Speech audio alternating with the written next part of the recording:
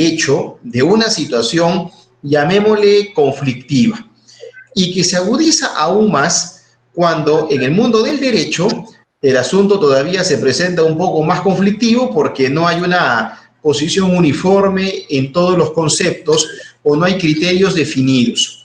Aun cuando creo de que nuestra Ley General de Sociedades ha hecho un esfuerzo interesante por regular esta materia, pero que no siempre pues se emplean las mejores técnicas legislativas y eso podría generar ciertas confusiones. La idea de esta exposición es ordenar un poco los conceptos para verlo en un sentido amplio, en diversos escenarios, hacer una revisión de la legislación, de la doctrina y de la jurisprudencia, brevemente, pero que nos permita tener un panorama más o menos amplio de lo que significa este cuestionamiento de los acuerdos societarios. Muy bien, entonces vamos a apreciar lo siguiente. Y vamos a compartir las diapositivas para poder seguir el tema que estamos mencionando. Vean ahí. Ahí tenemos el tema que vamos a abordar el día de hoy, el cuestionamiento de los acuerdos societarios, y parto de la premisa de que estamos hablando de acuerdos societarios. No me estoy restringiendo a acuerdos de la Junta General de Accionistas. Aquí la expresión es de mayor amplitud porque estamos refiriéndonos a cualesquier acuerdo societario. ¿Acaso los más comunes sean los de la Junta General de Accionistas, pero no por ello pues los únicos? Vamos a verlo en una perspectiva más amplia. Si tenemos que introducirnos en la materia desde el punto de vista normativo, vamos a encontrar que en la Ley General de Sociedades subyacen varios artículos referidos a esta materia. Y de todos ellos, yo me quedaría fundamentalmente con estos 5. No son los únicos, porque hay algunos otros, por ejemplo, la nulidad del pacto social. Pero quedémonos con estos 5 para tener más o menos el mapeo de lo que queremos abordar. El artículo 38 se sumilla nulidad de acuerdos societarios. El artículo 139, acuerdos impugnables. El artículo 143, defectos de convocatoria o falta de quórum. El artículo 150, nulidad de acuerdos. Y el artículo 151, otras impugnaciones. Entonces, tenemos estos 5 artículos. Pero para poder entenderlos, tenemos que realizar una revisión sistemática de la norma societaria. Y entonces podrán apreciar ustedes que el primero de estos 5 artículos se ubica en el libro primero, titulado Reglas aplicables a todas las sociedades, mientras que los 4 siguientes artículos se ubican en el libro segundo, titulado Sociedad Anónima, para tener en cuenta. El primero, entonces, es un artículo de alcance general, amplio, aplicable a diversas situaciones, como luego lo vamos a analizar. Veamos la nulidad de acuerdos societarios como norma general. Me estoy refiriendo al artículo 38 de la Ley General de Sociedades que acabo de mencionar. La Ley General de Sociedades prevé en su artículo 38 una regulación genérica para el cuestionamiento de los acuerdos societarios a través de la nulidad de acuerdos societarios.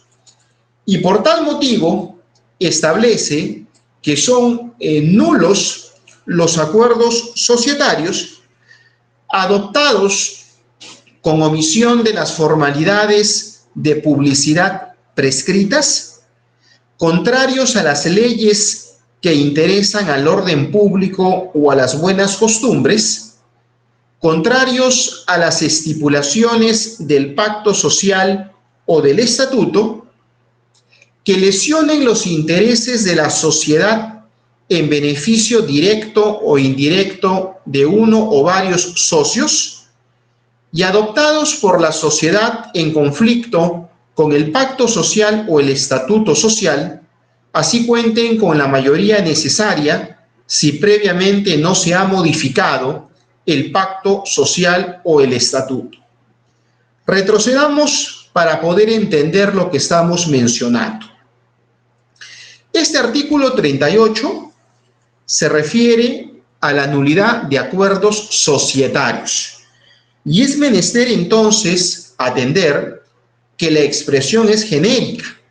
Y dentro de este texto perfectamente podemos cobijar acuerdos de la Junta General de Accionistas, acuerdos del directorio, acuerdos de otros órganos societarios como por ejemplo comités, acuerdos de gerencias mancomunadas como las que existen en las cajas municipales de ahorro y crédito, que siendo sociedades anónimas tienen una regulación normativa particular y demás. Por lo tanto, esta norma, subrayo, de alcance genérico, no podemos soslayar ni pasar a la ligera, porque tiene un alcance precisamente omnicomprensivo, general. Algunos comentarios de las causales mencionadas. Resaltaría ciertas atingencias, ¿no? Por ejemplo, en el inciso 2, cuando dice contrarios a las leyes que interesan al orden público o a las buenas costumbres, pareciese que eso tiene lógica en la medida que no se puede permitir, en este caso, un acuerdo societario que, por ejemplo, viole las buenas costumbres. Y esto guarda relación o es consecuente con aquel artículo del título preliminar del Código Civil que dice lo propio respecto al acto jurídico. Es nulo el acto jurídico contrario a las leyes que interesan al orden público o a las buenas costumbres. Y nuevamente pareciese que tiene sentido. Sin embargo, cuando desmenuzamos prolijamente el artículo antedicho en el inciso mencionado, pues ya no es tan acertado, porque no dice lo que parece decir. Uno con una lectura ligera entendería que es nulo el acuerdo societario que es contrario a las buenas costumbres, pero eso no dice, sino que es contrario a las leyes que interesan al orden público o a las buenas costumbres. Esto ya ha merecido toda una discusión doctrinaria, porque algunos interpretan pues de que esto no es dable en la medida de que la buena costumbre tendría que estar recogida en una ley para que pueda ser nulo. Otros sostienen que ese no es el sentido, sino que las leyes son aquellas relacionadas al orden público, pero las buenas costumbres no están amarradas a lo primero. En fin, hay una discusión ya advertida hace muchos años, por ejemplo, en Doctrina Nacional por Marcial Rubio Correa, y precisamente se ha propuesto a nivel del Código Civil y luego aplicable en otras normas de semejante redacción, que esto debería quedar como contrarios al orden público o a las buenas costumbres, ¿no? Eliminando esa expresión a las leyes que interesan. Pero en fin, es una discusión de larga data. Lo propio podríamos decir cuando se refiere a que sea contrario a las estipulaciones del pacto social o del estatuto social, en tanto y en cuanto estas normas de alcance interno debieran prevalecer respecto a acuerdos particulares que podrían darse sobre la materia. En el inciso 4, cuando señala que lesionen los intereses de la sociedad en beneficio directo o indirecto de uno o varios socios, tendríamos en realidad acá subrepticiamente la proscripción de estructuras empresariales donde uno de los socios es una empresa vinculada a la sociedad y que integra un grupo empresarial. donde lo que está diciendo es que no puede haber beneficio particular o beneficio de terceros, sino beneficio del interés social. Y ciertamente, una premisa que adopta la Ley General de Sociedades es la satisfacción del interés social. Pero esto tiene que analizarse con cautela, porque acá hay todo un tema no desarrollado todavía en nuestra normatividad, que son los grupos de sociedades, o mejor aún, los grupos de empresas, y que los hay en la práctica corporativa, ¿no? Ejemplos de ellos son el Grupo Romero, el Grupo Obres, el Grupo Telefónica o el Grupo Graña y Montero, pero que no tienen una consagración a nivel societario porque no hay una regulación de los grupos de empresas y se supone, la idea es que en aquellos grupos lo que debe prevalecer es el interés grupal.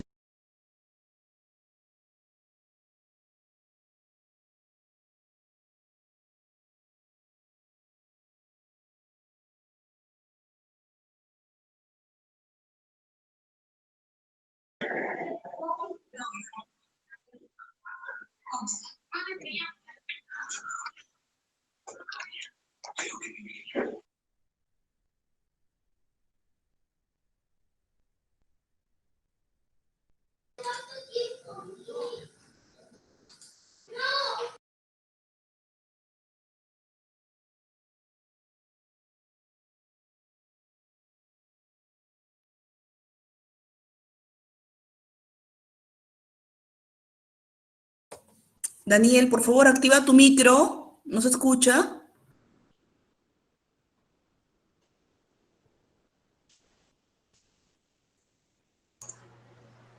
¿Me copian? ¿Me copian? Sí, han sido como 3 minutos que no se escuchaba. ¿Sí? ¿Hace mucho o recién? Sí, doctor, ahora 3 minutos nada más. Ah, ya. Ok, ok. Entonces retomo lo último para poder estar en línea. A ver, voy a proyectar la diapositiva un momento.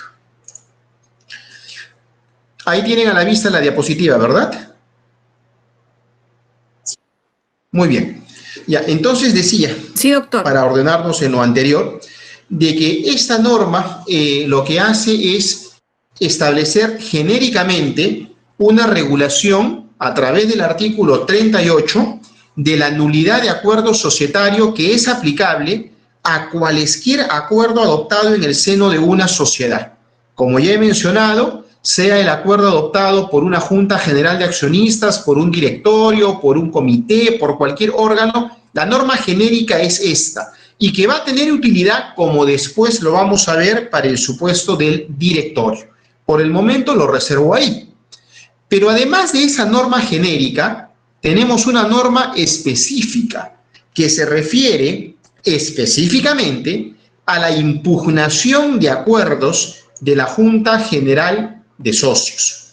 Y esto parte de la idea de que de manera específica ya a la sociedad anónima, el cuestionamiento de los acuerdos de la Junta General de Socios se materializa a través de dos figuras, la impugnación y la nulidad, contempladas en los artículos 139 y 150 de la Ley General de Sociedades respectivamente.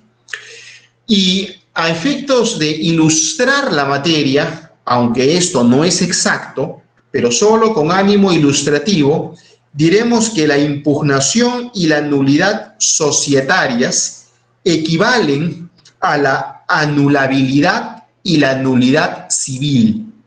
Reitero, la impugnación de la Ley General de Sociedades es lo más parecido a la anulabilidad del acto jurídico contenida en el Código Civil, y la nulidad societaria lo más parecido a la nulidad del acto jurídico también contenido en el Código Civil. No es exactamente igual porque obviamente tienen naturaleza jurídica distinta y se presentan en escenarios diferentes, pero ilustrativamente nos puede ayudar para entender la trascendencia de estas instituciones. Y es diverso, por ejemplo, porque a nivel civil la confirmación de un acto jurídico es posible cuando éste es anulable, pero la confirmación no es dable para un acto jurídico nulo. Lo que en cambio sí sería posible a nivel societario, porque aquí se procura de que aún habiendo una causal de nulidad pueda ser luego ratificado, y dígase entonces o entiéndase confirmado el acto comercial en aplicación o en virtud del principio de conservación de los actos jurídico-mercantiles. El principio de conservación de los actos jurídico-mercantiles procura, en la medida de lo posible, conservar el acto jurídico. Esa es una premisa que hay en el ámbito mercantil que no lo hay en el ámbito civil.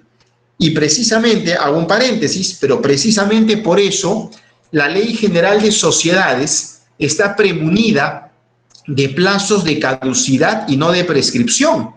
Y ustedes saben que la caducidad es una figura extrema en la que se extingue la acción y se extingue el derecho.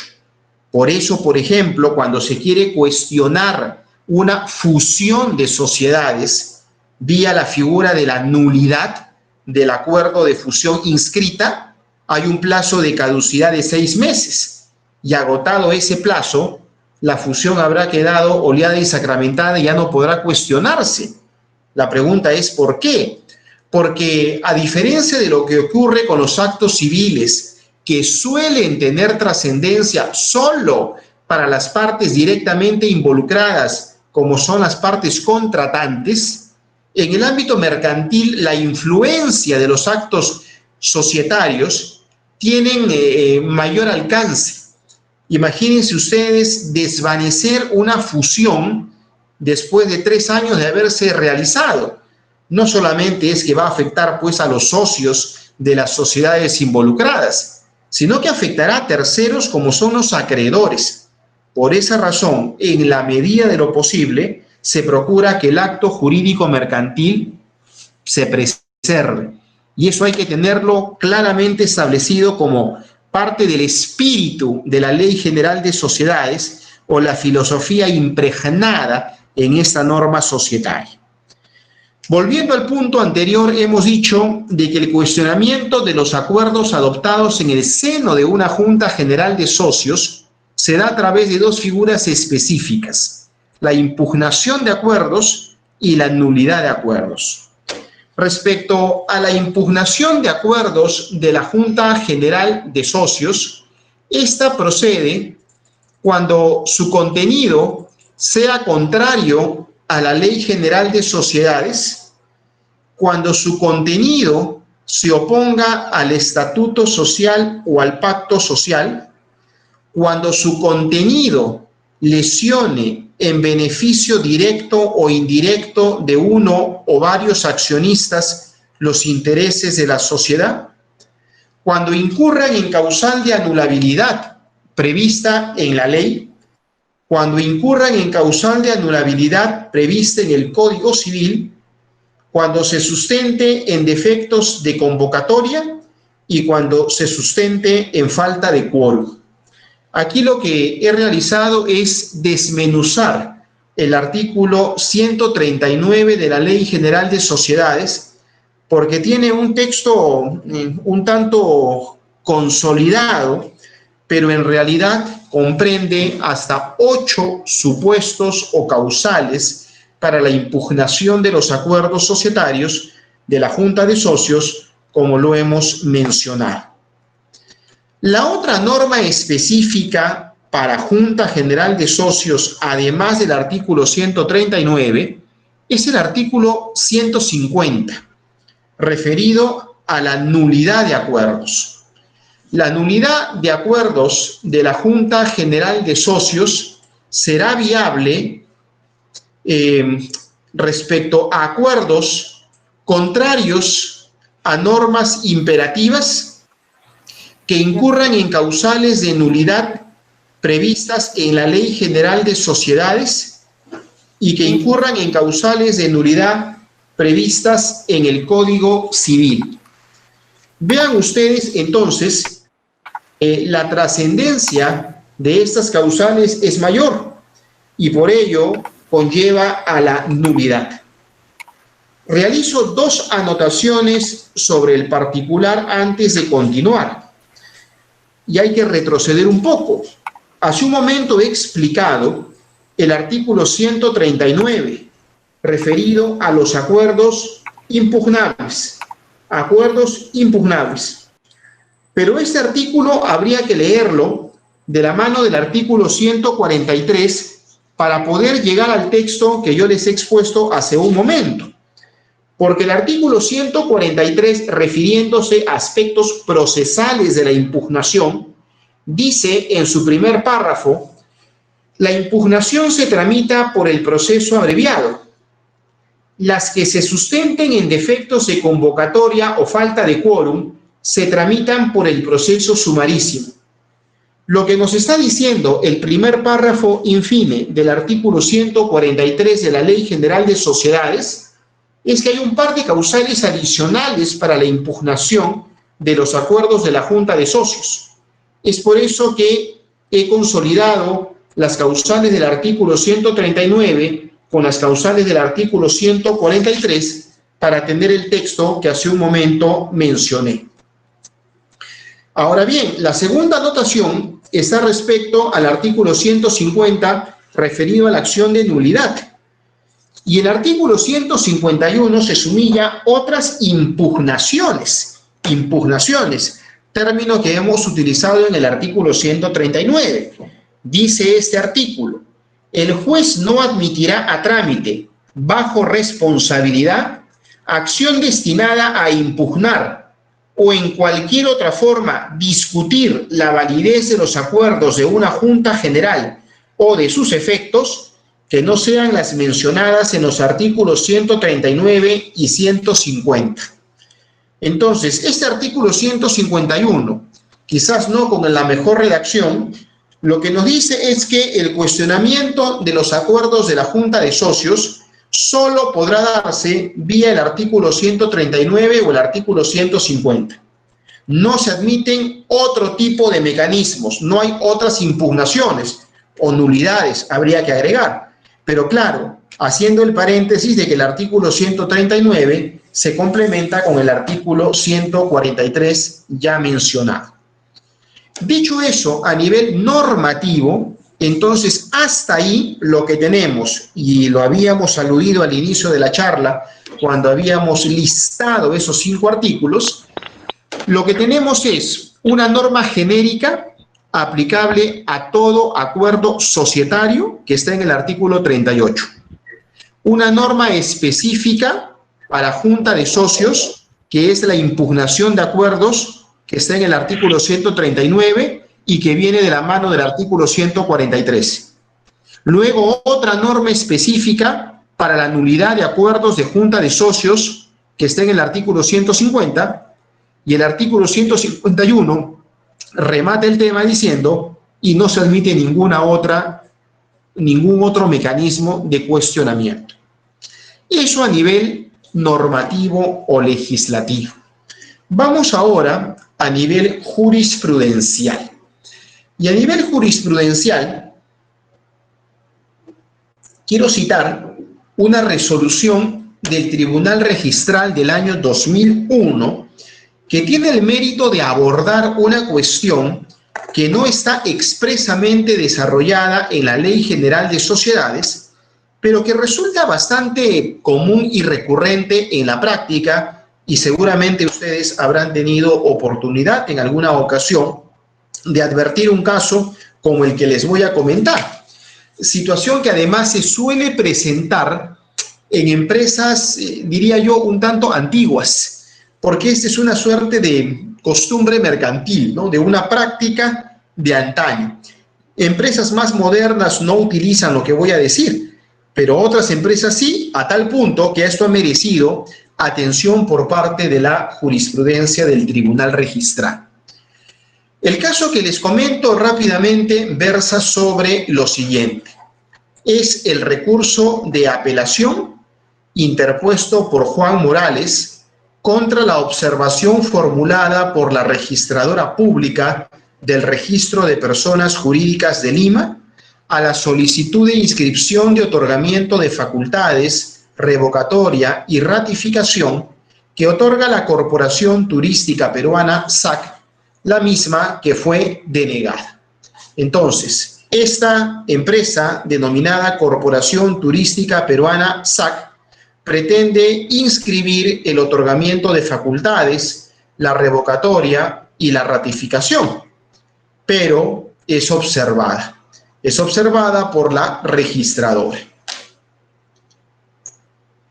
Sobre los acuerdos materia de inscripción, cabe señalar, con respecto a la revocación del gerente general, porque ese es el meollo del asunto, que la Junta General del 16 de abril del 2001 aprobó por unanimidad dejar sin efecto, y subrayo esta expresión, dejar sin efecto todos los acuerdos adoptados en la Junta General del 3 de enero del 2001. Y con relación al acuerdo de nombramiento de gerente general, la Junta acordó por unanimidad ratificar en el cargo de gerente general a Eddie Aldo Traunberry. El problema está respecto a lo primero. ¿Qué se acordó en la Junta General del 16 de abril del 2001? Y además por unanimidad, ¿qué se acordó? Dejar sin efecto los acuerdos adoptados en una anterior Junta General del 3 de enero del 2001. Eso se acordó, dejar sin efecto. ¿Por qué esto es un problema? Es un problema porque el artículo 139 que hace un momento hemos referido estipula en su segundo párrafo: no procede la impugnación cuando el acuerdo haya sido revocado o sustituido por otro adoptado conforme a ley, al pacto social o al estatuto. Entonces, ¿qué tenemos aquí? Lo que tenemos es lo siguiente. El artículo 139, que ya hemos revisado en su primer párrafo, se refiere a cuándo se puede impugnar un acuerdo de Junta General de Socios. Pero en su segundo párrafo dice, no procede la revocación en dos casos: cuando el acuerdo haya sido revocado, o sea, dejado sin efectos, o cuando haya sido sustituido, o sea, reemplazado por otro que sí es correcto. En esos dos casos no procede la impugnación. Pero como ustedes advertirán, los términos empleados en uno y en otro caso son revocar o sustituir. Esos son los términos, revocar o sustituir. Pero en el caso que estamos viendo, no se acordó revocar, no se acordó sustituir. Lo que se acordó fue dejar sin efecto. Esa fue la expresión utilizada. Y esto ya venía años atrás. Y si ustedes revisan la jurisprudencia registral anterior a esta, cuando se acordaba dejar sin efecto, lo que decía el registrador es: esto no pasa. Observado, no pasa. ¿Por qué? Porque la ley no permite eso. La ley dice que puedes revocar o puedes sustituir, pero no dice que puedas dejar sin efecto. Y esa fue una práctica constante hasta que en una ocasión, que es el caso que estamos viendo, año 2001, el Tribunal Registral dijo: oiga, siendo esto tan común, hay que analizar qué significa dejar sin efecto. ¿Qué significa eso? Y entonces se precisa la intención, en este caso, de la Junta General de dejar sin efecto los acuerdos del 3 de enero del 2001. Es que retroactivamente estos no produzcan consecuencias, con lo cual se quiere volver a la situación jurídica que tenía la sociedad antes de haberse adoptado dichos acuerdos. Esto es lo que se pretendía en el caso que estamos analizando.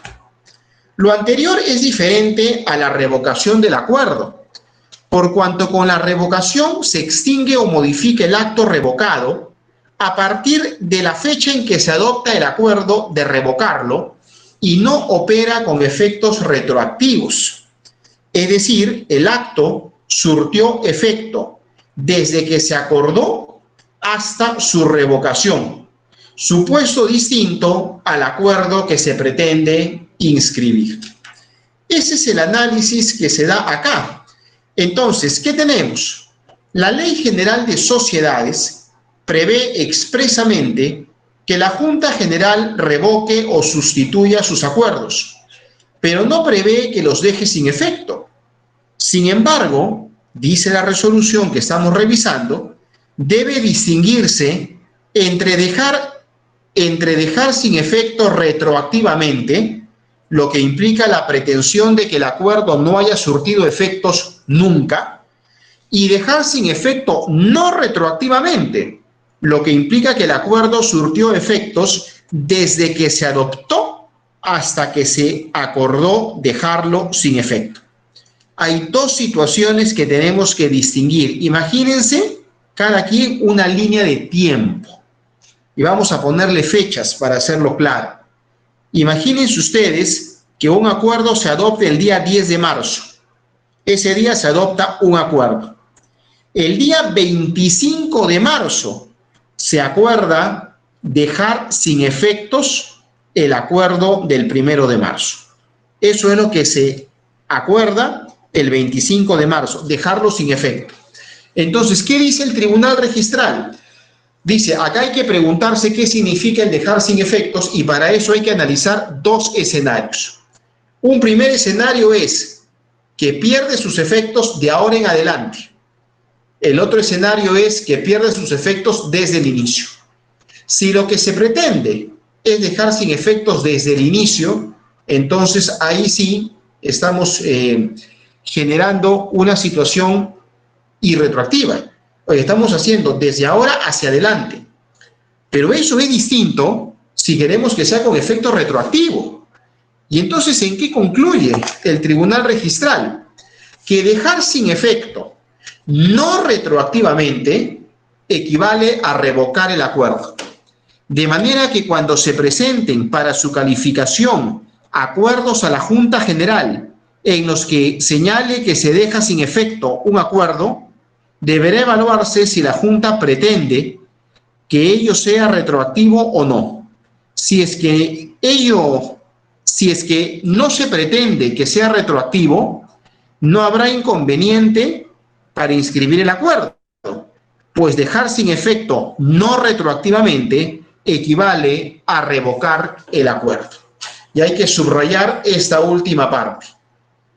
Dejar sin efecto no retroactivamente equivale a revocar el acuerdo.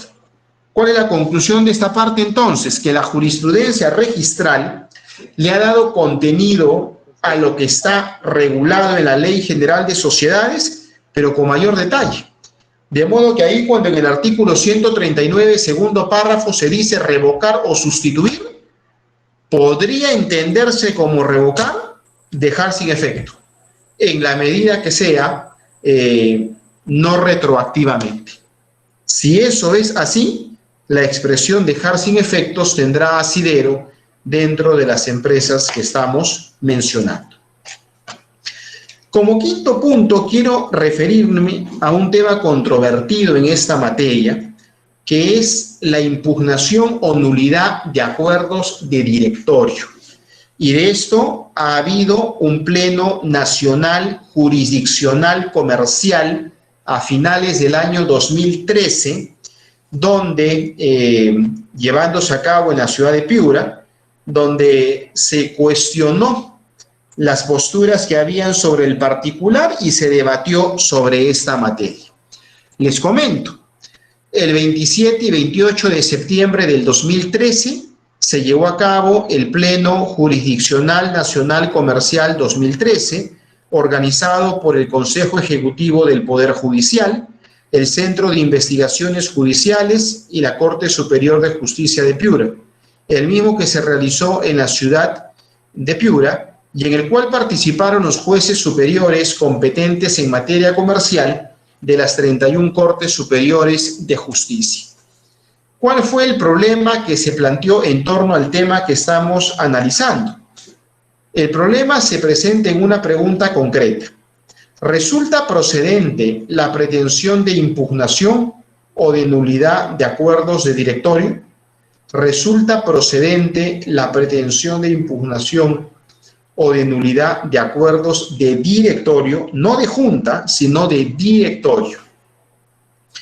Esto se agudiza porque no hay una regulación expresa en materia de directorio en lo que estamos comentando.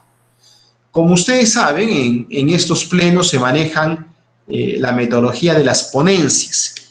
La primera ponencia dijo: la Ley General de Sociedades no ha regulado la impugnación o nulidad de los acuerdos de directorio. Ello resulta natural en razón de que cualquier decisión del directorio puede ser ratificada o dejada sin efecto por la Junta General de Accionistas. Refuerza esta posición el hecho que la ley no regula plazo alguno para tales cuestionamientos, ni prevé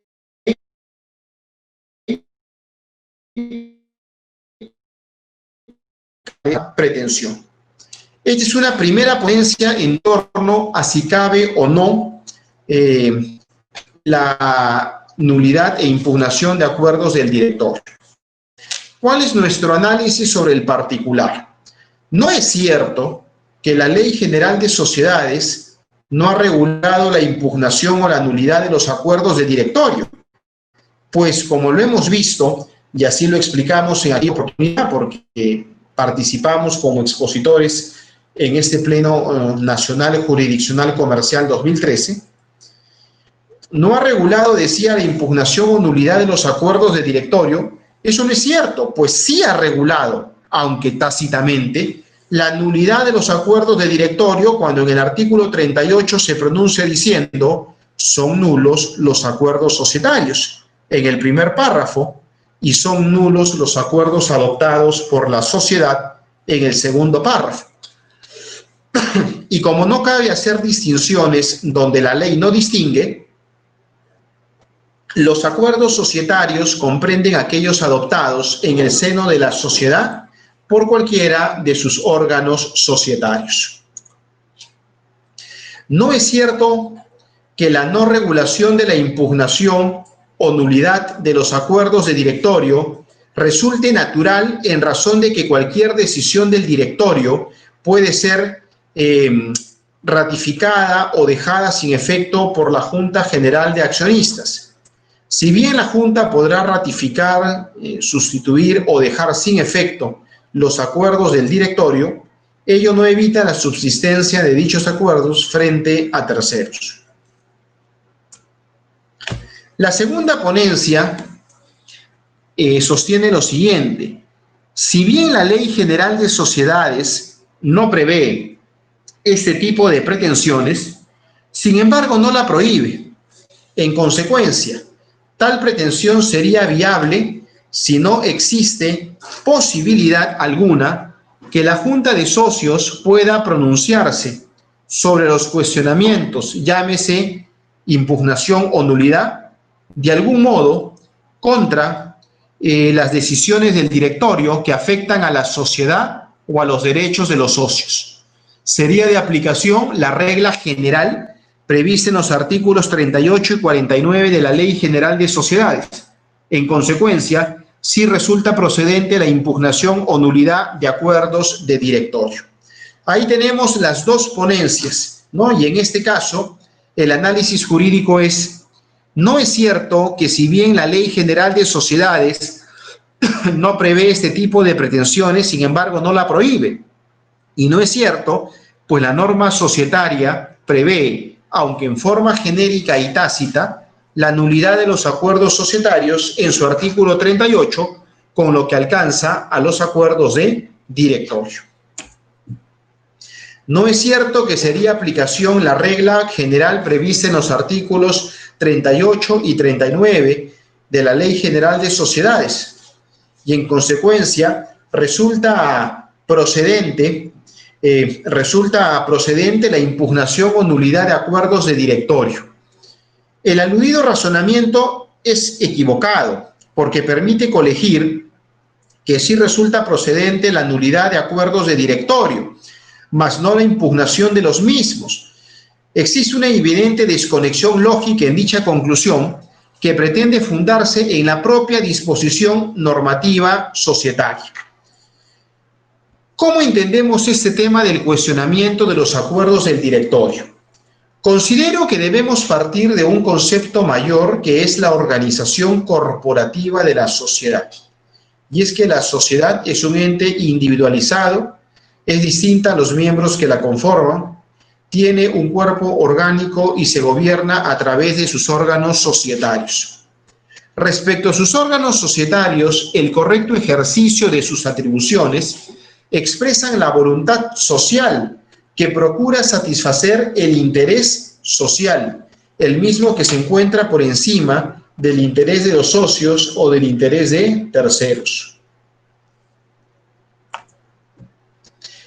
Según la normatividad societaria, cabe la posibilidad de cuestionar genéricamente los acuerdos societarios vía la nulidad prevista en el artículo 38, así como también cuestionar específicamente los acuerdos de la Junta General de Accionistas vía la impugnación del artículo 139 complementado por el 143 o vía la nulidad contemplado en el artículo 150, todos ellos de la Ley General de Sociedades. ¿Cuál es la lógica societaria? Y esto es lo que hay que comprender para poder dilucidar una salida clara al problema antedicho. La estructura de gobierno de la sociedad está conformada fundamentalmente por tres elementos: la Junta General de Socios, que representa la propiedad, el directorio, que representa la administración, y la gerencia, que representa la gestión.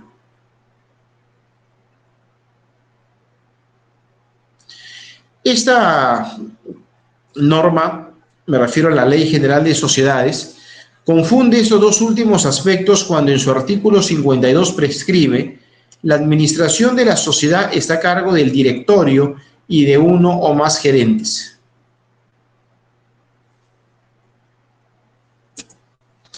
A diferencia de los socios, los directores sí asumen responsabilidad personal ilimitada y solidaria en cuanto a su actuación en la sociedad, según prescribe el artículo 177 de la Ley General de Sociedades, cuando dice: los directores responden ilimitada y solidariamente ante la sociedad, los accionistas y los terceros por los daños y perjuicios que causen por los acuerdos o actos contrarios a la ley, el estatuto, o por los realizados con dolo, abuso de facultades o negligencia grave.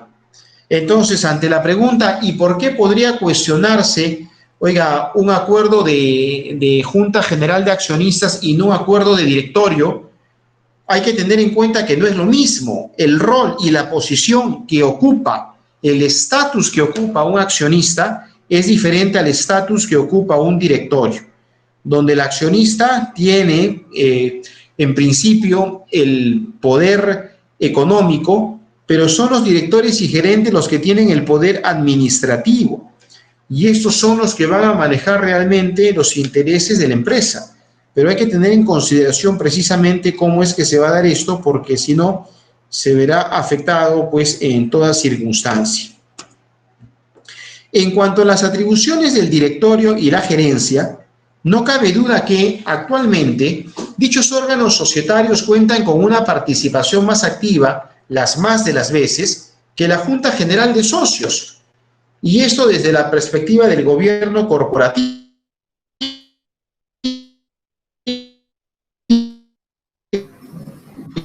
Doctor Daniel, Si no, Claudio.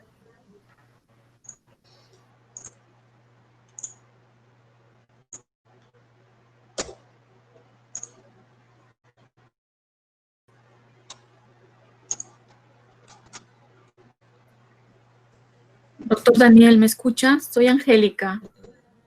Sí, sí, ahora sí, doctor, gracias. Ya, ok. A ver. Muy bien, decía de que esta lógica de que estamos nosotros tomando en consideración parte de la idea de que el rol o la posición o el estatus jurídico del socio no es el mismo que el de un director. ¿Por qué se puede cuestionar vía impugnación un acuerdo de junta de socios y entonces no un acuerdo de directorio. Es que estamos diciendo de que las posiciones son diferentes, por eso en la diapositiva anterior mencionaba, oiga, es distinto, ¿no?, de cómo se presentan estas situaciones, no están en el mismo nivel, aun cuando un directorio hoy día puede realizar no solo actos de administración, sino incluso actos de disposición. Los que antes se creía era de competencia exclusiva y excluyente de la Junta General de Socios. De hecho, existe un precedente de observancia obligatoria del Tribunal Registral que amplía el abanico de actos que realiza un directorio, que aún siendo un órgano de administración, no se restringe a realizar solamente actos de administración, sino también actos de disposición. Respecto al blindaje de su actuación, el directorio y la gerencia podrán actuar con la tranquilidad que sus actos y/o acuerdos no serán frenados por la impugnación de los mismos, puesto que solo serán cuestionables vía nulidad. Entonces, lo que nosotros postulamos es que el acuerdo de un directorio puede ser cuestionado, pero vía nulidad, más no vía impugnación. Eso no es posible, por varias razones como las antedichas, porque desde la perspectiva del gobierno corporativo se requiere de que el directorio pueda tener un margen y libertad de actuación. Si a cada rato se le podría estar cuestionando los actos que realiza, entonces esto entorpecería la marcha de la sociedad. Por el contrario, los actos y/o acuerdos de la Junta General de Socios podrán cuestionarse a través de la impugnación y/o de la nulidad, siendo factible incluso solicitar medidas cautelares como la suspensión de la ejecución del acuerdo impugnado o la anotación de la demanda ante registros públicos. Esa es la lógica que se viene manejando en esta materia. ¿Cuál es la conclusión plenaria de este Pleno Nacional Jurisdiccional Comercial del año 2013 que hemos revisado? Si bien la Ley General de Sociedades no prevé este tipo de pretensiones, sin embargo no la prohíbe. En consecuencia, tal pretensión sería viable si no existe posibilidad alguna que la Junta de Socios pueda pronunciarse sobre los cuestionamientos, impugnación o nulidad de algún socio contra las decisiones del directorio que afectan a la sociedad o a los acreedores de los socios. Entonces, lo anterior nos estaría diciendo de que es posible la impugnación de los acuerdos del directorio. Eso es posible en la medida que pueda haber un pronunciamiento, porque estos actos resultan contra lo que marca la pauta de actuación de la sociedad y están afectando a la sociedad en el interés social e incluso los derechos de los socios. ¿A qué conclusiones arribamos nosotros después de haber abordado esto? Las conclusiones que podemos exponer sobre el particular son las siguientes. En primer término, que cabe el cuestionamiento de los acuerdos del directorio vía la nulidad, mas no mediante la impugnación. Estamos convencidos que la impugnación solamente se va a dar para los acuerdos de junta de socios. Los socios gozan de responsabilidad limitada y no responden personalmente por las deudas sociales, mientras que los directores y los gerentes responden en forma personal, ilimitada y solidaria en cuanto a su actuación. Amplitud de atribuciones del directorio y la gerencia, porque como ya hemos dicho, no solamente realizarán actos de administración, sino también actos de disposición y blindaje de su actuación, por lo que no cabe la impugnación, pero sí la nulidad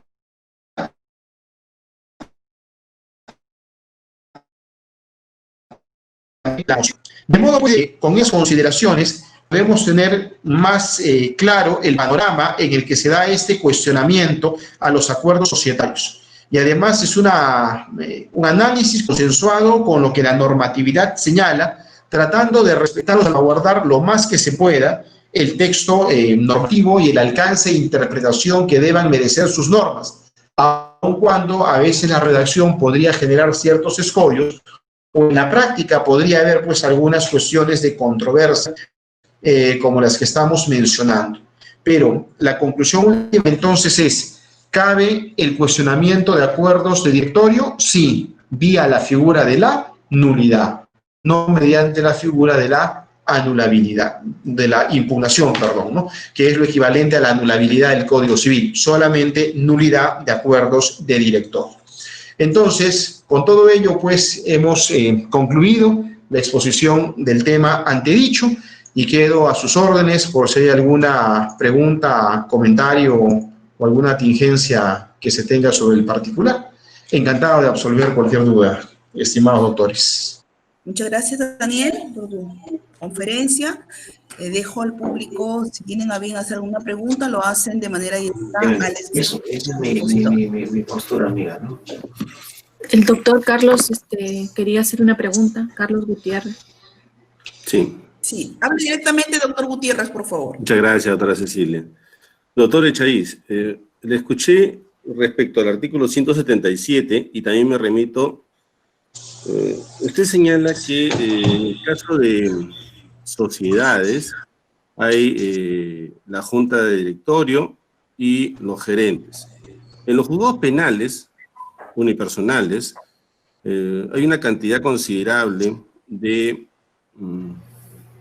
causas y juzgamientos por delitos en los que no se ha cumplido una sentencia laboral. Y vemos que ese proceso laboral se siguió contra sociedades anónimas cerradas y otras clases de sociedades. Pero el que está siendo imputado por el incumplimiento es el gerente, es el acusado. Pero de los actuados, si se advirtiera que es una sociedad, entonces, ¿acaso no serían los miembros del directorio? Porque el gerente se supone que da cuenta al Consejo Directorio que hay sentencias laborales que deben cumplirse. ¿O acaso los gerentes no dan cuenta al directorio? Ese es un supuesto, ¿no? Permítame, o discúlpeme el desconocimiento, soy un juez penal, Claro, encantado. pero usted es el especialista. Y el otro contexto es que si fuese así, si los gerentes dan cuenta al directorio, ¿quién debería probar que dio cuenta? ¿Es el imputado, el gerente que dio cuenta al Consejo Directorio, o él no da cuenta? Y está bien que sea el juzgado porque la sentencia laboral no se ha cumplido hasta la fecha. Claro, es un caso hipotético nada más y de carácter académico lo que le pido, ¿no? Claro. Gracias. Muy bien, muchas gracias, doctor, encantado. Y eso me va a permitir abordar varias cuestiones a partir de esta interesante pregunta, ¿no? ¿Qué sucede acá? A ver, vamos a ordenarnos. Tenemos un acto, una situación que es imputable a la persona jurídica. Ha habido un incumplimiento de una norma laboral, por ejemplo. Bueno, ¿quién ha incumplido? Ha incumplido la persona jurídica. Ahí viene todo un cuestionamiento de antaño. Oiga, si habría una responsabilidad de la persona jurídica, ¿no? Algunos han sostenido, no, la persona jurídica no es responsable porque finalmente esta no tiene una existencia más que ideal o ficta y por lo tanto los responsables son las personas de carne y hueso que están atrás de ella. Otros dicen, no, pero tiene que ser en la medida que sean sus órganos de gobierno, y ahí viene la teoría del órgano, la persona jurídica funciona a través de sus órganos. Otros dicen, no, hay que imputarle responsabilidad a la persona jurídica, porque la persona jurídica puede ser sancionada. Entonces los primeros replican, sí, pero la persona jurídica tú no la puedes enviar a la cárcel. Y entonces contestan los segundos, ok, no la puedes enviar a la cárcel, pero podrías liquidarla y extinguirla. Y entonces es una sanción, es como una pena de muerte. Ya ha habido una larga discusión en esto. En principio se buscaba su salida con el artículo 27, me refiero en materia penal, ¿no? El famoso actuar por otro. Y luego has tenido ya una regulación un tanto mayor. Y en los últimos años, precisamente o a propósito de los avances de la doctrina española, ya se comienza a hablar fuertemente de la responsabilidad penal de personas jurídicas, más allá de las medidas accesorias que ya desde antaño estaban reguladas, y entonces se comienza a regular, por ejemplo, el tema de la responsabilidad en delitos que son de cohecho pasivo transnacional, y ya comienza toda una tendencia a imputarle responsabilidad a la persona jurídica y que ésta responda como tal.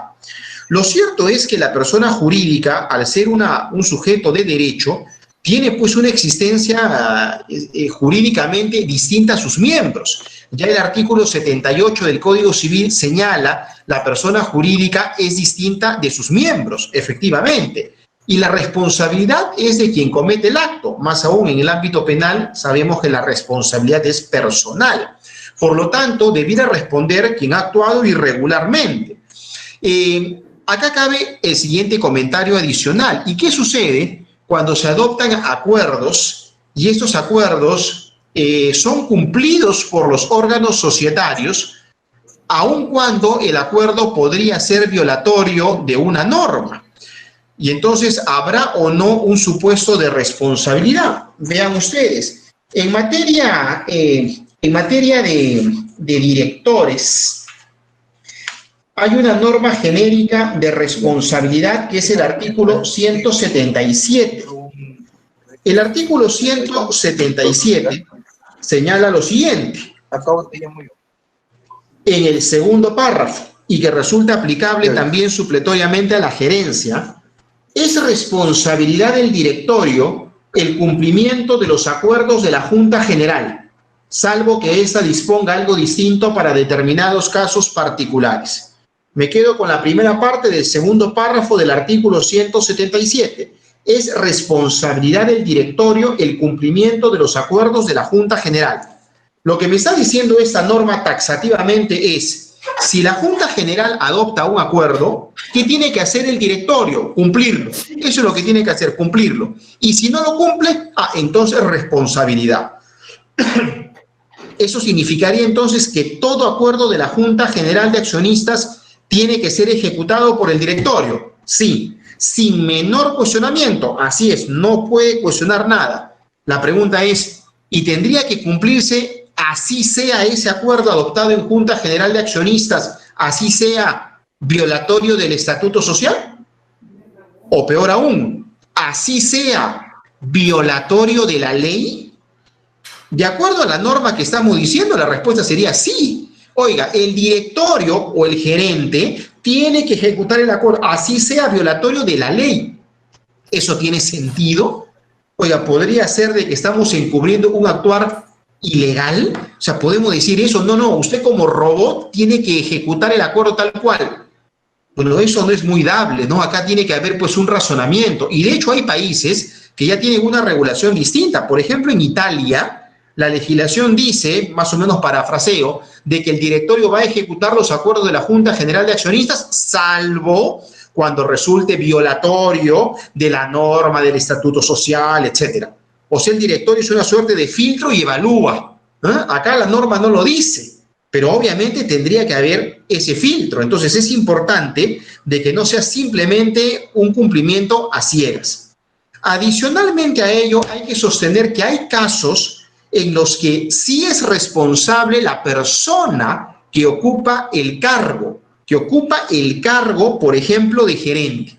Eso se da en materia laboral, a propósito de la pregunta que se formulaba, por ejemplo, cuando hay afectaciones en materia de seguridad y salud ocupacional.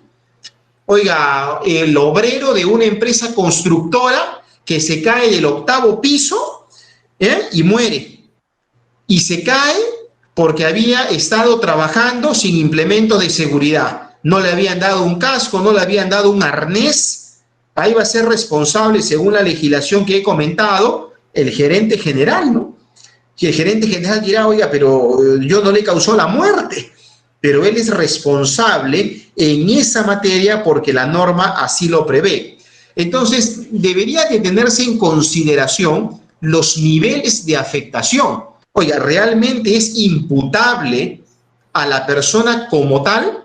¿No? En materia de derecho penal económico se dice que hay delitos que se cometen en la empresa y delitos que se cometen con la empresa, ¿no? Delitos que se cometen en la empresa y delitos que se cometen con la empresa, siendo en estos últimos casos aquellos en los que la empresa es utilizada como un vehículo para cometer el delito.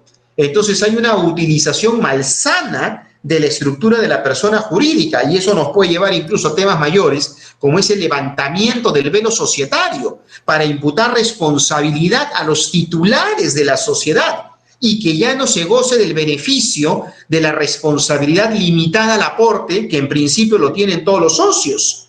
pero vía el levantamiento del velo societario, que, ojo, no tiene consagración normativa, sino doctrinaria y aplicación jurisprudencial, porque en el Perú se le ha aplicado a nivel de tribunales en varias ocasiones, entonces se desestima la personalidad jurídica. Esto viene de la mano de la llamada teoría de la desacralización de la persona jurídica. La persona jurídica ya no es sagrada. Hoy en algunos casos puede desestimarse su estructura y hacerse responsable a los titulares que dan la cara por esa persona jurídica. ¿Cuándo aplicar esta teoría y hacer responsable? Cuando se haya cometido una situación de abuso, cuando haya una situación de control efectivo y cuando resulte ser el último remedio, principio de subsidiariedad. En esos casos se podría hacer responsable a los titulares. El tema no es menor, porque cuando se pretende hacer responsable a los titulares, más de uno va a alegar de que eso significaría una responsabilidad solidaria. Y el Código Civil señala que la responsabilidad solidaria pasiva tiene que ser expresa y no puede ser tácita. Tiene que estar establecida en la norma o instituida en el contrato, pero no se puede presumir. Han habido varios problemas al respecto, ¿no? En materia laboral, por ejemplo, hay un acuerdo de sala plena de la Corte Suprema de Justicia de la República de hace casi 20 años que dice que, a pesar que el Código Civil establece que la solidaridad siempre se expresa y no puede ser tácita, a pesar de eso, en materia laboral, cuando se están afectando derechos de los trabajadores y cuando el empleador pretende burlar a sus trabajadores en sus derechos implícitos, entonces se puede prescindir de lo que diga el Código Civil y presumir la solidaridad y se imputa responsabilidad solidaria general. Eso sucede, por ejemplo, en los grupos de empresas, donde se tratan las diversas empresas bajo el principio de unidad económica. Oiga, son 5, 6, 8 empresas. Efectivamente, jurídicamente son 8 empresas, pero en la práctica funcionan como una sola y se les imputa responsabilidad a todas ellas en conjunto. Pero el tema de la responsabilidad no es, pues, un tema menor. Se ha tratado en varios ámbitos. En el ámbito laboral, en el Perú, digo, a nivel jurisprudencial, en el ámbito laboral, a partir del principio de primacía de la realidad. En el ámbito tributario, a partir del principio de comunicación, del principio de realidad económica de las operaciones, que está contenido en la norma 8ª del título preliminar del texto único ordenado del Código Tributario. Incluso a nivel concursal se le ha regulado a partir del principio, o se le ha puesto en práctica a partir del principio de comunicación de responsabilidad. Hubo un caso famoso hace algunos años en el Perú, el caso de las empresas Sinolsa y Transur, por el cual se adjudicó responsabilidad solidaria a todas las empresas de un grupo. Y a nivel internacional es famoso el caso de la empresa española Barcelona Traction, de finales de los años 40 del siglo pasado, y donde se imputa responsabilidad solidaria. E incluso a nivel arbitral también ha habido una extensión de este concepto a través de una figura que se llama la extensión del convenio arbitral a partes no signatarias, y que está consagrado hoy en día en el Perú en la ley de arbitraje, el artículo 14, si no me equivoco, es el que lo consagra. Entonces vean ustedes cómo esta regulación de responsabilidad es una materia ciertamente controvertida hasta dónde alcanza, porque siempre el acreedor va a querer que la interpretación sea extensiva, pero el deudor va a querer que la interpretación sea restrictiva. Y por eso que en distintos ámbitos y a falta de una regulación normativa expresa, la doctrina y la jurisprudencia han ido estableciendo algunos cánones o parámetros de actuación.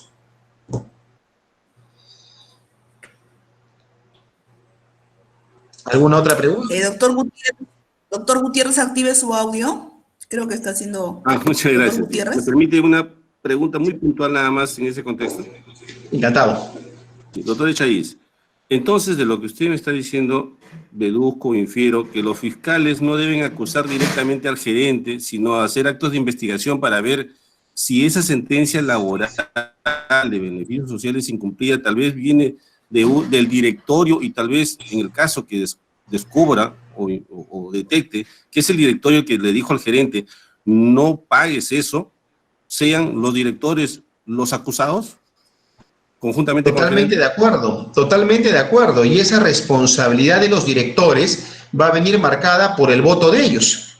Si se adoptó ese acuerdo en sesión de directorio y es el acuerdo del directorio, sí, efectivamente, acá hay que tener en cuenta lo siguiente: la actuación de un directorio es de manera colegiada. O sea, a mí me interesa qué acordó el directorio, pero la responsabilidad es personal. Ojo con eso, la actuación es colegiada. A mí no me interesa decir, a ver, en esta sociedad el director Juan Pérez dice, eso no nos interesa. Acá lo que decimos es, el directorio dice, se supone que hubo votación y la mayoría prevalece. Perfecto. Pero si mañana se cuestiona algo, por ejemplo, el acuerdo del directorio era ilegal. Muy bien, ¿quién adoptó esto? El directorio. ¿Cuántos directores hay? 5. ¿Pero cómo se adoptó el acuerdo? 3 contra 2. Ah, perfecto. Los 3 que votaron a favor del acuerdo ilegal, ellos son responsables. Los 2 que votaron en contra, no. Entonces, para un director es importante salvar su responsabilidad. ¿Cómo la salva? Con su voto. Ese es el mecanismo. Entonces, la actuación es colegiada, pero la responsabilidad es individual o personal. Muchas gracias, doctor Echaíz. Encantado, sus órdenes. Había una pregunta, el participante Fran Díaz Valiente. Fran Díaz Valiente. En todo caso, está en el chat. Doctor Echaíz, el participante Fran Díaz Valiente pregunta, ¿cuáles son las instituciones de los cuestionamientos de los acuerdos societarios? Perdón, ¿cuáles son? Los cuestionamientos, las instituciones de los cuestionamientos de los acuerdos societarios. En materia de acuerdos societarios, si lo vemos de manera amplia, como lo hemos expuesto, tenemos aquí 2 grandes instituciones, ¿no?, que son la impugnación y la nulidad.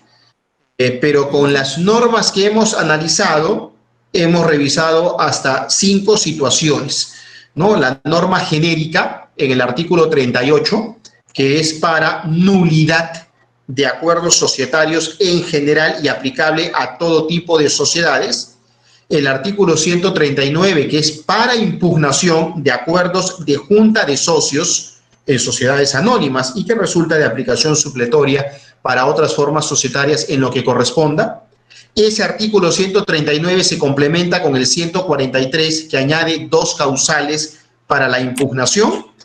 El artículo 150, que establece la nulidad de los acuerdos de junta de socios en materia de sociedades anónimas, igual comentario de lo que dije hace un momento, y el 151 que cierra la puerta y dice, y no cabe otro mecanismo más que la impugnación y la nulidad antedicha. Y con eso se cierran las posibilidades y por consiguiente los institutos de cuestionamiento de un acuerdo societario. Muchas gracias. ¿Alguna otra pregunta de los participantes? Buenas tardes, ¿qué tal? Se identifica, por favor, el participante y hace su pregunta. Sí, claro, mi nombre es Ángel Tábara, desde aquí, desde Piura. Bueno, mi pregunta tiene que ver con algo que probablemente a partir del 5º pleno casatorio puede haber estado, pleno casatorio civil, puede haber estado claro para el caso de las asociaciones civiles respecto a la posibilidad de interponer impugnación de acuerdo o nulidad de acuerdos de las asociaciones. Usted ha citado muy bien, eso necesariamente por un tema de falta de buena fe en las sociedades comerciales muchas veces no se ve una uniformidad en la jurisprudencia. ¿Qué sucede? Existen estas 2 normas, el artículo, bueno, la impugnación de acuerdos de junta de accionistas y la posibilidad de interponer la nulidad de esos acuerdos, ¿verdad? Entonces, también el artículo 143 precisa algunas reglas muy claras. El artículo 143 precisa que cuando el cuestionamiento a la validez del acuerdo de la junta de accionistas sea respecto de las causales de falta de quórum y de falta de error, invalidez en la convocatoria, eso se tramita en un proceso sumarísimo. Por lo que es evidente que no podría estar legitimado a interponer la demanda de nulidad de ese mismo acuerdo, porque finalmente también es un supuesto de incumplimiento formal, de un incumplimiento de requisitos de validez. Pero lamentablemente, en mi experiencia, me he encontrado con respuestas distintas del órgano jurisdiccional. Habrá algunos jueces que han asumido correctamente, creo yo, desde mi punto de vista, correctamente el presupuesto de que el plazo de caducidad para interponer la demanda de impugnación de junta de accionistas por estas dos causas, dos causas que son falta de convocatoria y falta de quórum, solo puede ser discutida en el proceso sumarísimo vía proceso de impugnación conforme a los 139 y 143, y no puede, pues, invocar el artículo 150, ¿no? El artículo 150, en virtud del cual ya no tienen solo, bueno, los plazos también cambian, ¿no? El plazo para la impugnación es de 30 días, si es un acuerdo inscribible, a partir de la inscripción, y 60 días, 60 90 días desde que se toma el acuerdo, si es que no es inscribible. Pero el artículo 150 establece un plazo de 1 año, ¿no? Y entonces, justamente, un poco el criterio que se recogía a partir de lo que dice este quinto pleno casatorio, en alguna parte el quinto pleno casatorio precisó un poco el tema de la diligencia del miembro de la organización, en ese caso, en el sentido de, si yo entiendo que algo es cuestionable y estoy vinculado a la persona jurídica, es evidente que no voy a esperar. En ese caso, aplicaban el plazo de 10 años, no voy a esperar 9 años para impugnar la validez de este acuerdo, ¿no? Y el mismo caso sucede aquí en las sociedades. Si un socio está tan vinculado al funcionamiento de la empresa y los acuerdos, sobre todo en sociedades, tienen que ver con un tema más económico, como usted un poco lo ha precisado, pues no voy a esperar 1 año para tener la diligencia de interponer la demanda, sobre todo en estos casos, ¿no? Ese es un poco, lamentablemente, como lo precisaba yo, si bien parece estar muy claro, en la medida de que en estos casos no hay un pleno que haya dejado claro eso, lamentablemente las Cortes eligen una u otra posición. Algunos terminan por tomar el plazo del 150 de la Ley General de Sociedades y le dan la posibilidad de mantener un proceso abierto, a pesar de que el cuestionamiento y la causa de la demanda es justamente cualquiera de estos dos supuestos que están establecidos, solo para la posibilidad de interponer un proceso de impugnación de acuerdo, ¿no? Claro, mi pregunta era, ¿cuál era su posición al respecto, ¿no? Decía, efectivamente, el tema es una materia controversial y de hecho hay ambas posturas y criterios, tanto a nivel de los litigantes como incluso de los magistrados, ¿no? Entonces aquí la gran pregunta es, oiga, ¿cuándo me voy por la impugnación y cuándo por la nulidad? Esa es la gran pregunta en concreto. ¿Puedo elegir? ¿Puedo irme por la impugnación y si no funcionó la impugnación me voy por la nulidad? ¿Tanteo? Oiga, ¿por dónde funciona? Y muchos lo hacen, ¿no? Y tantean eso. Entonces, oiga, voy por aquí, si no funciona, voy por allá. Definitivamente son figuras distintas, ¿no? Yo partí diciendo que, de modo ilustrativo, pero guardando las diferencias, la impugnación es equivalente a una anulabilidad civil y la nulidad societaria a una nulidad civil. Hay una diferencia en causales, en trascendencia y en significación que a su vez se materializa en varias cosas. Por ejemplo, en quién está legitimado para impugnar o para demandar la nulidad, en los plazos para ejercer una u otra, e incluso en la situación que requiere que en una impugnación, durante todo el proceso se mantenga la condición de socio, para que esto se viabilice, ¿no? Más no así en una nulidad, porque podría ser demandada incluso por alguien que no es socio, sino en alguien que tenga un interés legítimo. Entonces, más allá de los cuestionamientos y que el asunto es controversial, lo que creo que hay que tener en claro es que no estamos ante figuras sinónimas e intercambiables.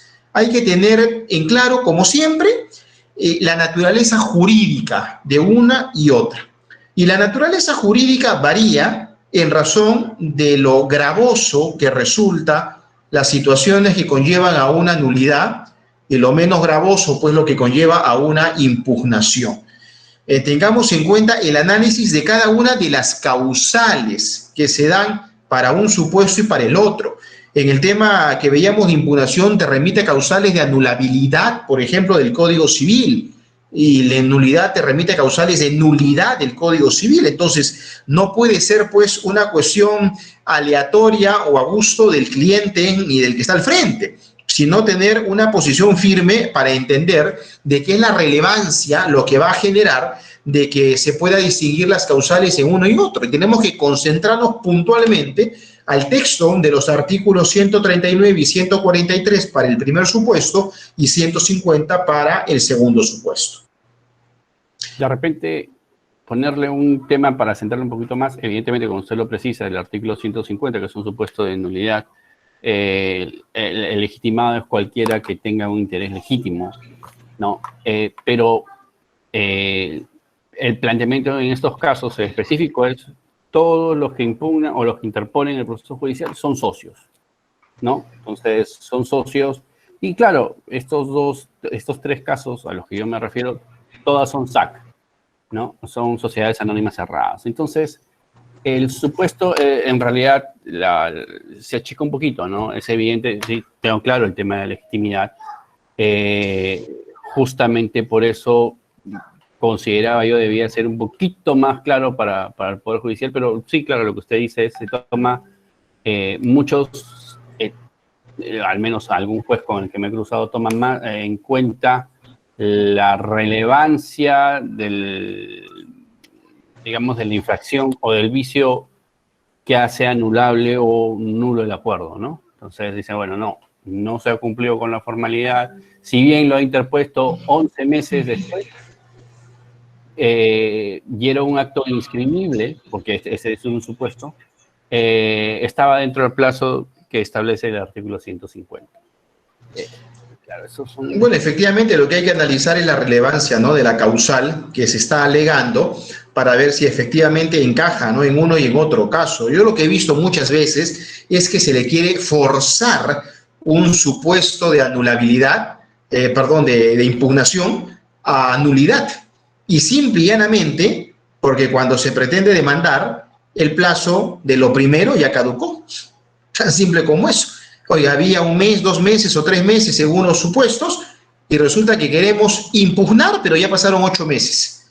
Oiga, no puedo impugnar porque ya venció el plazo de caducidad. Entonces lo llevamos a nulidad y tratamos de llevarlo y forzarlo a la situación. Ahí pues en realidad estamos engañándonos también, ¿no? Si lo llevamos a una situación forzada. Eso no es, ¿no? O como dice el dicho, no basta hacerlo, sino parecerlo.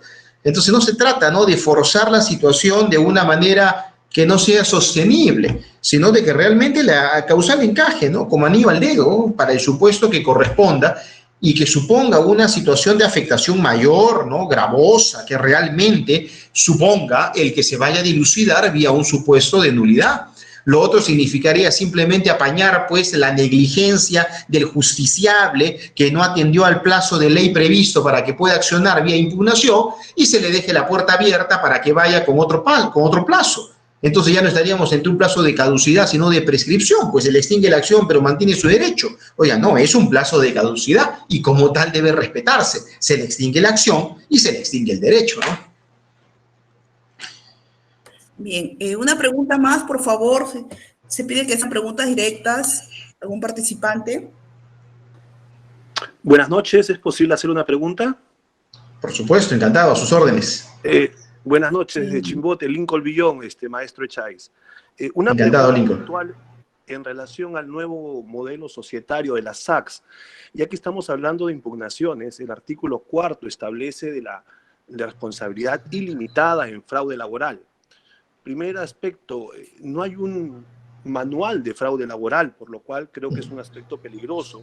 Pero el tema relacionado al tema en cuestión de hoy día, ¿es posible que un directorio dentro de una sociedad anónima cerrada que verifique un acuerdo donde se esté efectuando un fraude laboral pueda utilizar la vía de la nulidad para cuestionar ese acuerdo de la Junta, tanto más si hemos hablado de responsabilidad solidaria de los directores?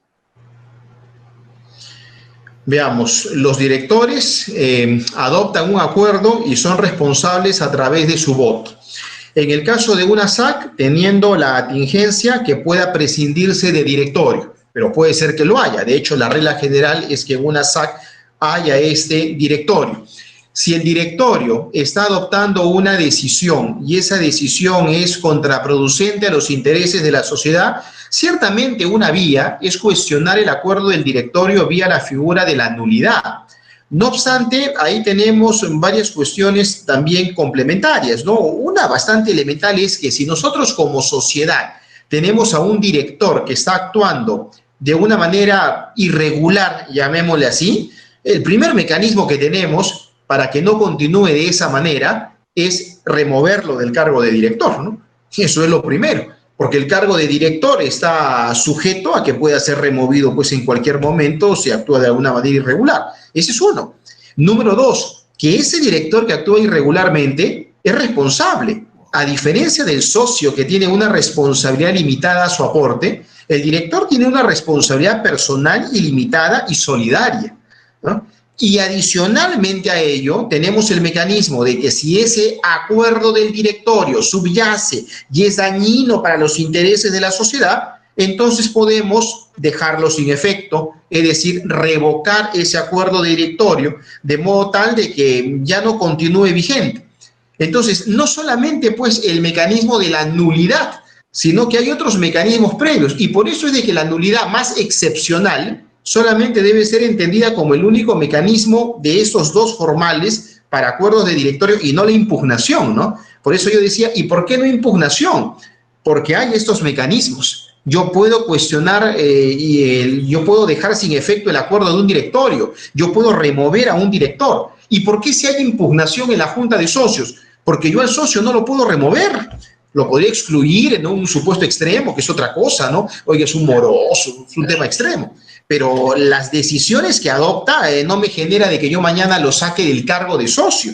Eso es parte de su estatus jurídico. Entonces, siendo distinto el nivel o la calidad de un socio y de un director, es que esto genera a su vez tratamientos diferenciados para el cuestionamiento del acuerdo que adopten estos órganos. Maestro, un complemento de pregunta en relación al modelo simplificado ahora. La El SACS. modelo simplificado, sí, nos señala que el socio es responsable económicamente por temas de fraude laboral. En esa responsabilidad casi ilimitada del socio que toma ese acuerdo con fraude laboral, el único mecanismo en todo caso del socio que no está de acuerdo y quiere evitar esa responsabilidad ilimitada tendría que ser la impugnación. Sí, es correcto. Antes de ello habría que decir de que este modelo de la sociedad por acciones cerrada simplificada pues termina siendo una suerte de híbrido y de que tiene pues algunas falencias como la que se está haciendo referencia en este momento. Y eso pasa porque en realidad ha sido un producto, a mi criterio, no bien logrado, en la medida que a veces por desconocimiento se termina en lo que ha sucedido en este caso, ¿no? Saben ustedes que varios están alegando a favor de la SACS, la Sociedad por Acciones Cerrada Simplificada, diciendo que es muy meritorio el modelo en la medida de que está siguiendo la pauta del célebre modelo colombiano de la Sociedad por Acciones Simplificada, SAS. ¿No? En buena cuenta, el Perú ha copiado el modelo colombiano y el modelo colombiano es un modelo súper recontraconocido, se ha difundido bastante en los últimos años y es un modelo en el mundo. Claro, lo que se olvida es otra parte de la historia, es que ese modelo colombiano de la SAS lo que hizo fue copiar el modelo peruano de la SAC, la Sociedad Anónima Cerrada. Esa parte no se acuerdan algunos. Entonces, lo cierto es que la SAC peruana, la Sociedad Anónima Cerrada, fue un modelo muy meritorio creado a finales de los años 90 para reformular y mejorar la SRL, la Sociedad Comercial de Responsabilidad Limitada. El modelo de la SAC del Perú fue tomado como referente por otros países, uno de ellos por Colombia. Pero Colombia tuvo el mérito de copiar nuestro modelo y marketearlo. Y tanto lo ha marketeado en el mundo que la mayoría identifica a ese modelo como colombiano y no como peruano. A tal punto que incluso ahora Perú ha copiado a Colombia. Entonces terminamos en una cuestión sin sentido, porque hemos copiado al que nos copió. Eso ha pasado. Y ahí se desdibujó la figura. Esa es la verdad. La verdad es que hemos copiado al que nos copió. Y entonces ya se desdibujó y terminamos en situaciones como estas, donde hay pues ahí algunas lagunas jurídicas. Oye, ¿qué significa esto del fraude laboral? ¿Y qué significa de que tenga responsabilidad personal? Entonces pierde el gran beneficio de la responsabilidad limitada. Sí, pues, circunstancias que suceden cuando no vemos el panorama completo, ¿no? Y me pregunto adicionalmente si realmente se necesitaba un modelo pensado solo para pequeñas empresas, ¿no? Que es la idea de las SACs, ¿no? Y además, ¿por qué un modelo de sociedad por acciones? Que ese es el modelo italiano. En Italia no hay sociedad anónima, sino sociedad por acciones. ¿Por qué ese modelo si nosotros no seguimos el modelo italiano, sino el modelo español? Bueno, una mezcla de conceptos que al final se han dado y por estos parches que a veces se generan cuando lo que debería hacerse es una evaluación integral de la Ley General de Sociedades y antes de eso dictar una norma base y fundamental que todavía carecemos en el Perú, que es una ley de la empresa. No es posible que hace 25 años ya había la idea de tener una ley de la empresa que reemplaza el Código de Comercio, pero hasta el día de hoy seguimos con el vetusto Código de Comercio de 1902.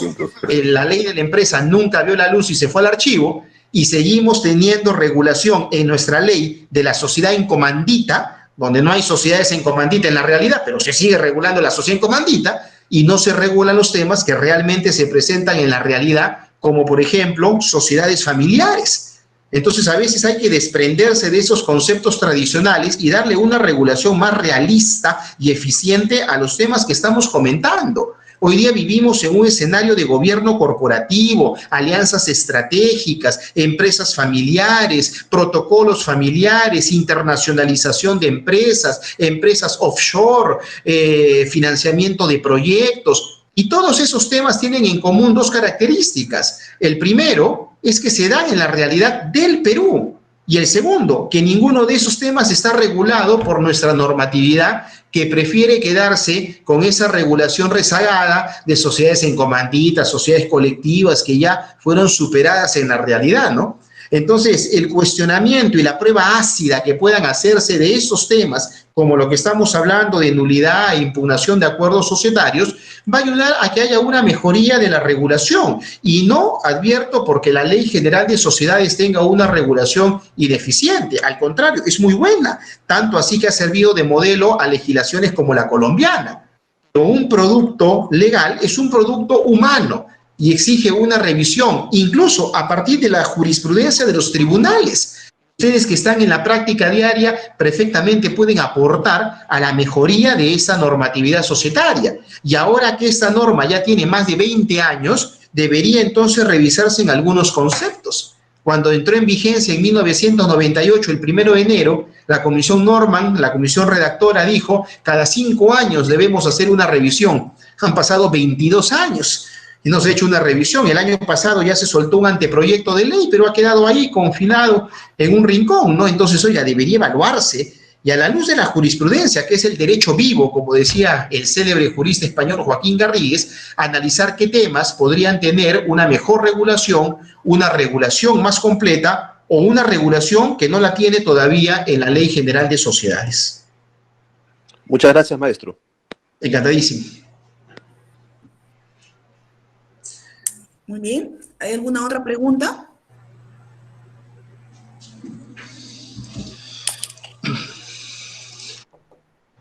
Y Daniel, creo que ya no tenemos ninguna otra pregunta. Ha sido una conferencia muy clarificadora, muy buena, te agradezco. Las preguntas también han estado muy bien formuladas y obviamente han sido esclarecidas con tu valiosa información. Te agradecemos y agradecemos a los participantes el día de hoy y los invitamos para la próxima semana para una conferencia internacional. Daniel, pregunta a los participantes si pueden tener acceso a tus diapositivas. Muy bien, muchas gracias por la gentil invitación. Antes del cierre, mis palabras de agradecimiento a los organizadores de este evento. Ha sido un gusto para mí compartir con ustedes, estimados doctores y doctoras. Siempre es grato mantenernos en contacto, bueno, ahora a través de la tecnología por la videoconferencia, pero siempre me es grato visitar a la ciudad de Trujillo y ya habrá oportunidad para visitarlos prontamente. Muchas gracias y que estén muy bien. Muy buenas tardes. Y buenas tardes, Daniel. Muchas gracias, Buenas tardes Cecilia. con todos. Encantado. Gracias. Adiós.